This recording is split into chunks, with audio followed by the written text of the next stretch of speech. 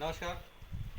मंगळवार दिनांक 21/2024 ह्या दिवशी धनराज नामदेव पाटील राहणार चिंचखेडा तालुका जामनेर जिल्हा जळगाव हल्ली मुक्काम चांगदेव नगर तालुका जामनेर जिल्हा जळगाव यांच्या ह्या दादांच्या कामाची आम्ही मंगळवारी सुरुवात केली. तर सर्वात आधी सुरुवात करीत असताना ह्या जो परिसर आहे हे पाहू शकता तुम्ही. अशा पद्धतीचं आहे पाण्याची टाकी चांगदेव नगर जामनेर या परिसर आहे आणि ह्या परिसरामध्ये धनराज दादाचं हे घर आहे.